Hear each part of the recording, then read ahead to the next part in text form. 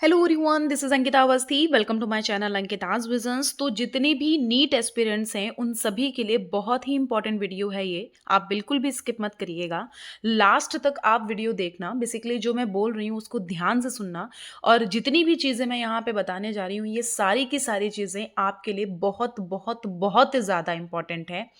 I know कुछ बच्चों को ये ऑलरेडी पता हो चुका होगा, लेकिन अभी भी इतने सारे बच्चे हैं जिनको प्रॉपर शुद्ध हिंदी, मतलब कि एक प्रॉपर अपनी लैंग्वेज में कुछ कुछ चीज़ों के बारे में क्लियरेंस नहीं है।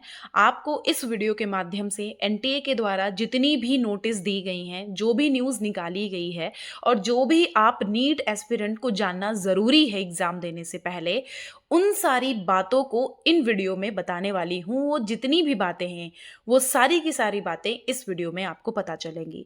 तो आप वीडियो बिल्कुल स्किप मत करना, भले आप थोड़ा सा फास्ट मोड पे लगा लो, लेकिन आप एक एक चीज बहुत ध्यान से सुनना। सबसे पहली बात, अपार आईडी। दूसरी बात, इंपॉर्टेंट है कि नहीं। तीसरी बात, क्या जरूरत है।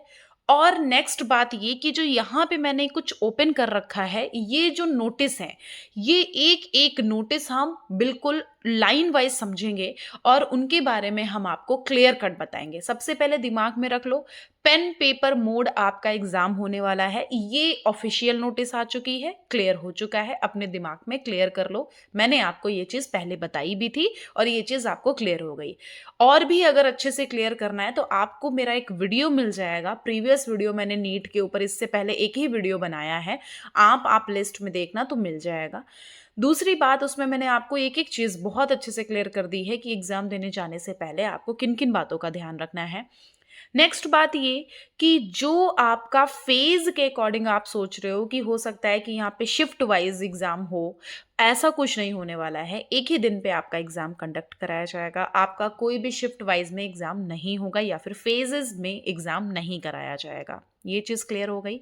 नेक्स्ट बात ये है कि कुछ अलग जो मिलिट्री और ये सब नर्सिंग के बच्चे, बीएससी नर्सिंग, इन सब के बहुत, बीडीएमएस और बीडीएस, ये सारे बहुत सारे बच्चे हैं जो बहुत सारे कंफ्यूजन भरे क्वेश्चन पूछ रहे हैं। उन सभी के लिए यहाँ पे हम बात बताना चाहते हैं। तो सबसे पहले हम कुछ कुछ नोटिस हैं, हम सारी नोटिस को अच्छे तरह से समझते हैं। सबसे पहले अपडेटिंग आधार डिटेल्स की बात हम समझ लेते। देखो, आपको यहाँ पे आधार तो देना ही देना है, लेकिन आपको एक अपार आईडी देनी है। अब लोगों ने बोला कि मैम अपार आईडी इंपॉर्टेंट है कि नहीं, क्या हम अपार आईडी जरूरी है बनाएं या ना बनाएं। सबसे पहले हम आपको बता देंगे, अपार आईडी आप आराम से इजीली बना भी सकते हो।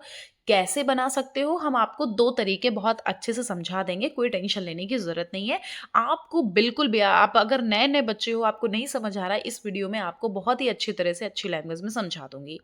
तो देखो, सबसे पहले आपको यहाँ पर सॉरी, तो सबसे पहले यहां पर आप देखोगे तो जो हायर एजुकेशन डिपार्टमेंट है उन्होंने बताया कि अभी आपको जरूरत पड़ेगी अपार आईडी की, अपार आईडी बनानी। लेकिन यहाँ पे कुछ भी मैंडेटरी नहीं लिखा हुआ है, बट मैंडेटरी हो या ना हो, मैं आपको सजेस्ट करूंगी अपार आईडी बनवा ले लो, या फिर आप खुद भी बना सकते हो। कैसे, वो भी मैं बताती हूँ। तो देखो, अपार आईडी का मतलब बेटा क्या होता है, automated permanent academic account registry. मतलब कि आपको 10th 12th के जितने भी मार्क्स वगैरह हैं, जो भी आपका डाटा है, वो इसमें सेव हो जाएगा। तो जब भी आपको आगे इनकेस जैसे एमबीबीएस वगैरह में कहीं आपको एडमिशन मिला, तो आप अगर ये आपकी आईडी वहां पर रहेगी ना, तो उनके पास आपका प्रॉपर डाटा मिल जाएगा इस आईडी से। इस आईडी से ही हो सकता है आपका आगे रजिस्ट्रेशन हो, ये भी हो सकता है। और ऐसा कोई जरूरी नहीं है कि बहुत मैंडेटरी, बट हम आप सभी को बोलना चाहते हैं कि जरूर से अपार आईडी पे अपना रजिस्ट्रेशन कर लो। कैसे करना है, बेसिकली अपार आईडी 12 डिजिट की एक आईडी होती है, जिसमें आपको बेसिकली वो रखना होता है। इसमें आपका प्रॉपर जो प्रीवियस डाटा होता है 10 12 का, वो अवेलेबल रहता है। जब आप एडमिशन लेने जाते हो तो उस टाइम पे बहुत इजी हो जाता है आपको रिकॉग्नाइज करने का। ठीक है, तो ये चीज अपार आईडी होगी। कैसे बनाना है मैं आपको बता दूंगी। तो इस नोटिस में वही चीज लिखी हुई है। आपको अपार आईडी के लिए आपसे आधार कार्ड पूछा जाता था, आधार कार्ड पूछा जाता था। आधार कार्ड और ये अपार आईडी जो है, आप दोनों दे सकते हो, कोई भी इशू नहीं है। तो आधार कार्ड का क्या मतलब है, यहाँ पे आप देख सकते हो। आप आधार कार्ड क्यों जरूरत होती है, क्यों इंपॉर्टेंट होता है, उसके बारे में यहाँ पे आपको बताया गया है। आप एक बार इसको देख लेना।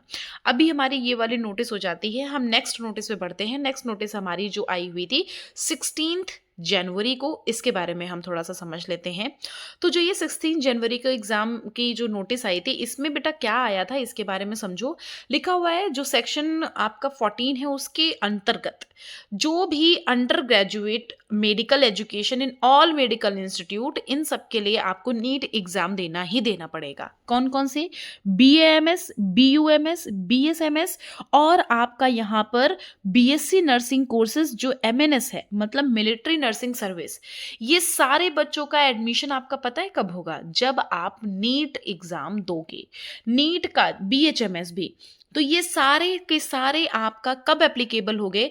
जब आप नीट एग्जाम दिए होगे। नीट एग्जाम देने के बाद ही जितने भी यहाँ पर कोर्सेज हैं, ये कोर्सेज आप आगे कर पाओगे। अगर आपने नीट एग्जाम नहीं दिया होगा तो नहीं कर पाओगे। क्लियरली लिख दी। अब ये चीज क्लियर हो गई ना? जो भी MNS वाले बच्चे हैं, जो भी ये अलग अलग नर्सिंग के बच्चे हैं, इन सारे बच्चों को मैंने बता दिया कि आपको नीट एग्जाम देना पड़ेगा। नीट के स्कोर पे आपका एडमिशन होगा। बेसिकली ये चीज है, नीट के स्कोर पे आपका एडमिशन कराया जाएगा। नेक्स्ट है कि पेन एंड पेपर मोड आपका यहाँ पे होगा। आप देख लेना OMR शीट जो है ना, उसको कैसे फिल करना है। और आपको सिंगल डे और सिंगल शिफ्ट में होगा। आपको कोई फेजेस में नहीं कराया जाएगा कि आज है फिर कल है, सुबह है, शाम है, दोपहर है, ऐसा कुछ भी नहीं है। आपको फेजेस में नहीं कराया जाएगा, एक सिंगल शिफ्ट में कराया जाएगा। ठीक है, ये चीज क्लियर हो गई। अब एक और नोटिस है, हम उस नोटिस के बारे में पढ़ने के बाद अपार के बारे में समझते हैं।